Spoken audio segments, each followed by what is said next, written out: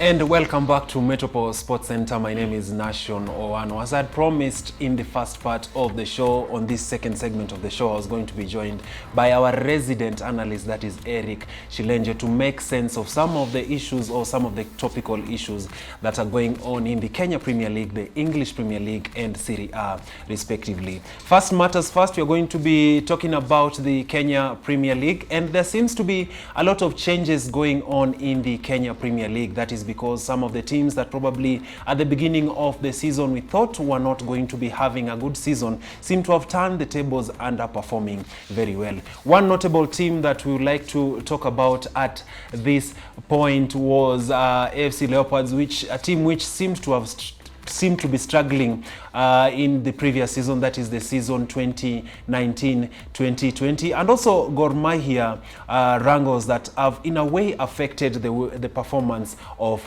the team. Now, Erick Shilenje, welcome to the team. Welcome to the show. Always a pleasure having you on the show, man. Thank you so much, Nation. It's a big pleasure to be with you again on this show. Thank you so much for finding time. Now, today you are on the show, albeit on a different color, I guess, because we're going to be talking about the wars that are going on in your team, that is Chelsea, later on in the show.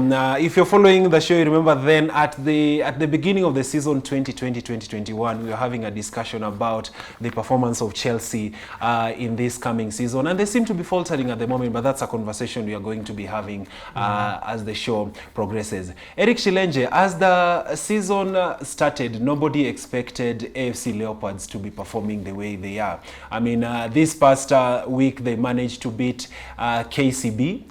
The game ended 2-1 in favor of AFC Leopards. What do you think are some of the factors or some of the things that have contributed to the good performance at AFC Leopards this season? First of all, I would like to congratulate them for winning against KCB. I was able to watch that game at Kasarani. FC managed to break the unbeaten record for KCB. They were on a run of 6 games, a winning streak, and leading the table was actually a very stubborn team for AFC Leopards, but they had a good game where they managed to win by 2-1. So you can see that they are slowly picking up themselves after the beginning of the season. Remember when they began, they had a foreign coach who only took them to 1 game and left for assistant coach Anthony Kimani, who has been now with the team. He's played 5 games, he's won 3 and lost 2. So you can see that slowly as the league progresses, he's putting his foot on the ground, and you can see that the gelling of players who've been together for quite long. Remember, FC Leopards had a very good pre-season compared to other teams. They played so many friendly matches. They did so many team build-ups, and you can really see that slowly by slowly their preparations earlier prior the beginning of the league are now beginning to help them up to this point.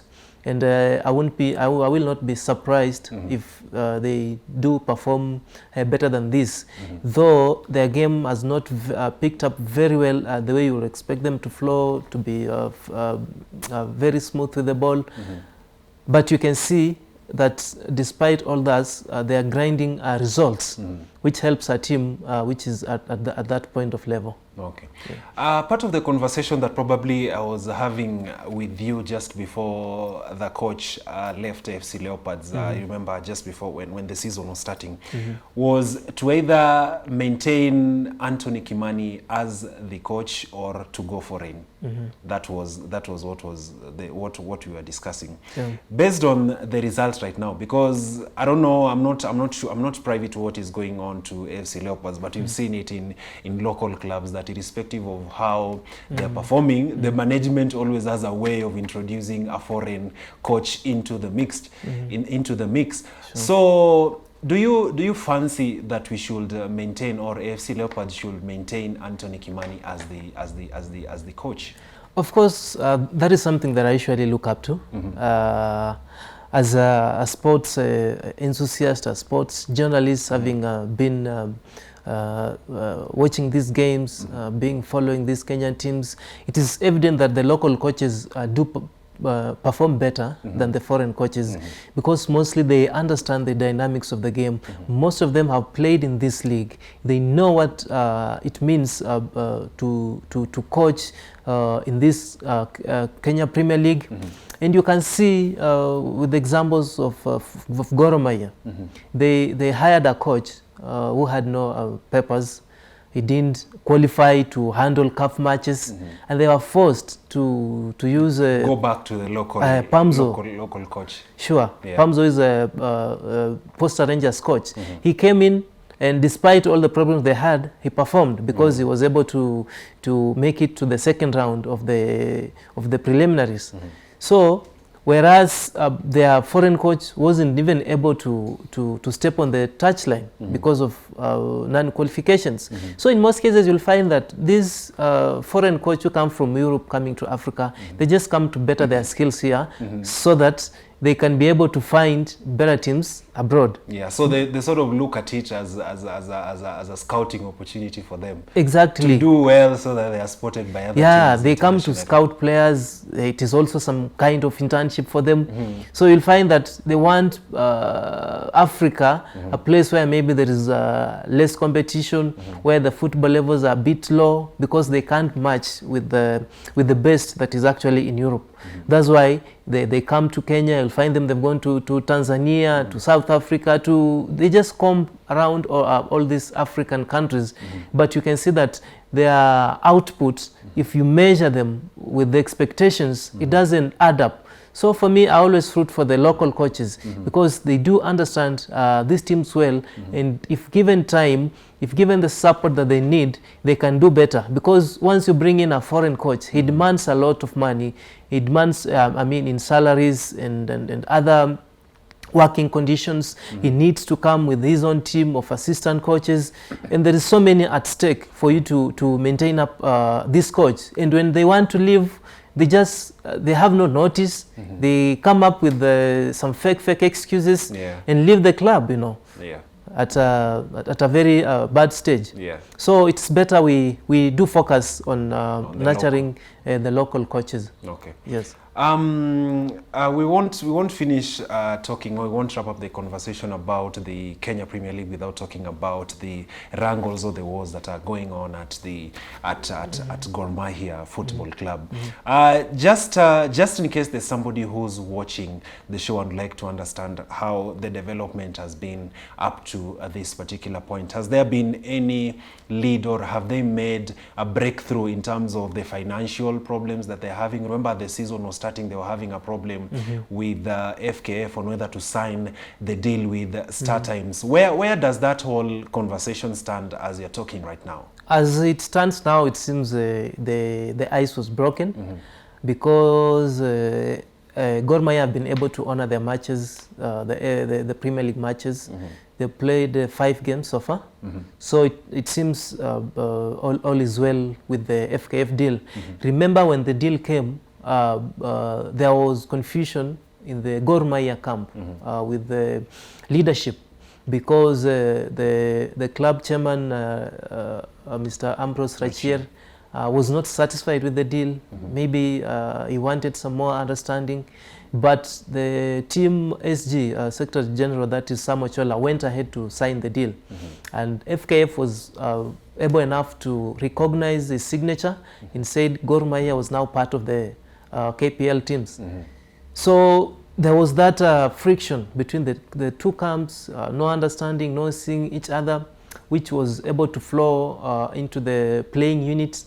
That's why they had so poor preparations towards the Champions League games. They were shamelessly eliminated by Algerian giants.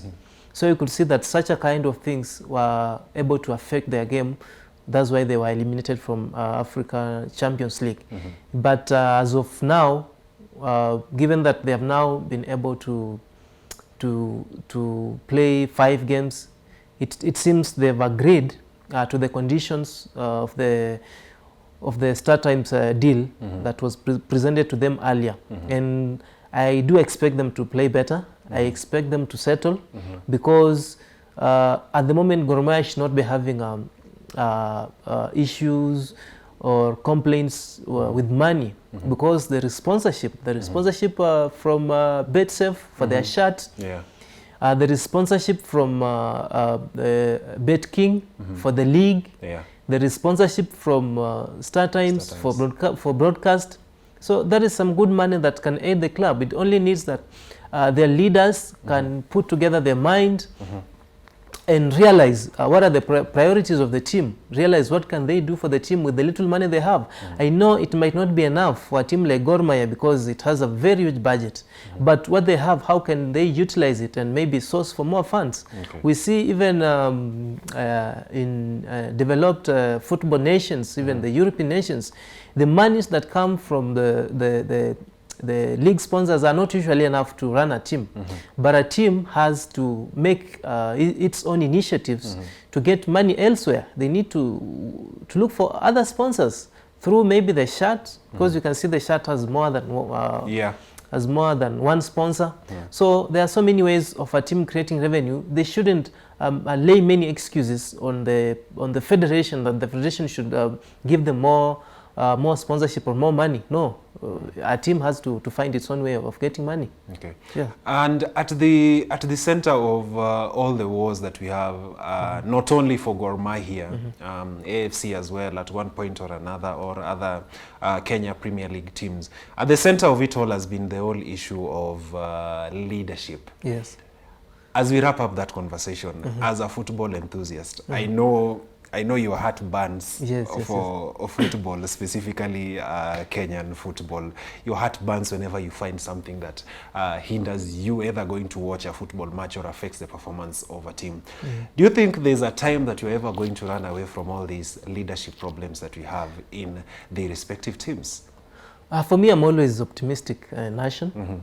I always think a good day is coming. It might take long, but it's coming.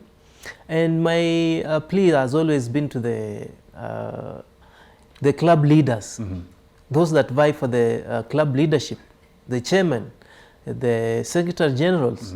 They need to evaluate their ambition when they are coming to a team. What are they coming to do? Are they coming to benefit themselves, or are they coming to benefit the team? They should put the ambitions of the team ahead of anything else, because there is no need for someone staying at one club, being the chairman of a club for 10 years or more, and the club is in the same state that that particular person found it in. There needs to be improvement. For instance, when he comes, what are the plans that he has to make the team better? What is he doing? What is he doing to create revenue for the team? What is he doing to market the team, to attract good players? I can shock you, Nation, that some of these teams, you hear that they've had transfers of players, they've sold their key players to other teams, especially to South Africa, to Simba in Tanzania, and Europe, you know, but they'll never disclose how much they sold that player. They'll never give any details of the contract, the player they sold, what they agreed on, and that money just disappears. And that is the money that can be able to come back to the team and develop a team and build a team and be able to sign, to recruit other players that will fill in the gap. So you'll find that year in, year out, we have the same stories. They sell players, nothing can be seen out of that. They win medals, they win silverwares, whatever comes with it, you never know. They never disclose the finances that has transpired within the team. So you wonder, what are the motives of these leaders? And that's why I want to call out to them that when they are taking that leadership, they need to put the team first. If the team is not at their heart, there's no need to be leading that team. They better stay away and become normal fans.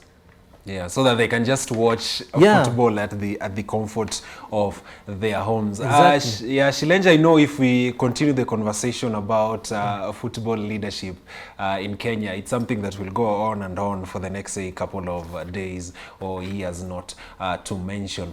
But there are still other issues that are going on in the football arena. Just as we wrap up this part of the show, I think it will be important to mention just briefly as we as we wrap up, what are some of the teams that you probably people need to watch out in the Kenya Premier League?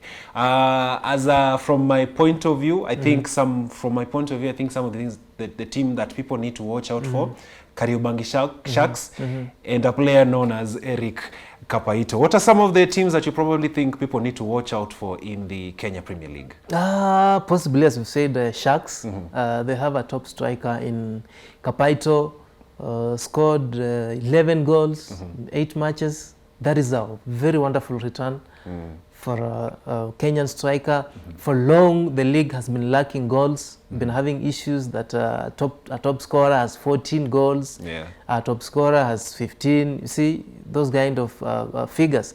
But now you can see that after 8 games, the striker has already hit 11 goals. Double digits, you know, and maybe going with that rate of scoring, I expect maybe to have a striker who can score more than 20 goals in a season. We also have a FC striker Rupia who is on 8 goals, and that is a good run. KCB is a team to watch. They're leading the table, having won 6 out of the 7 matches. We have Sharks, we have Tusker as usual, who are also very good competitors. Year in, year out, they turn out well. So those are teams to watch, and I'm very sorry for teams like Sofapaka, teams like Homeboys, who've really dipped. Their form has really dipped this season. Is a wake up call to them. I don't know if they'll be able to catch up with the league leaders, but they are doing bad compared to what they were able to do last season. So for the 3 teams, KCB, Sharks, Tusker, and even FC Leopards, those are teams to watch this season. Interesting to mention. I know Gor Mahia fans are going to stone us once we walk out of the studio, but no hard feelings on that. We're just talking about numbers and the reality of the situation as it is. Well, that wraps up. And also not forgetting, Nairobi City Stars, they just came from the National Super League, the NSL. They were promoted, and they're doing good. They are number 8 on the log. For a team that was promoted, I think they're doing better. Okay. Yeah. So that wraps up the first part of the show. We take a short commercial break, but after the break, we are going to be talking matters the English Premier League and Italian Serie A. See you after the break.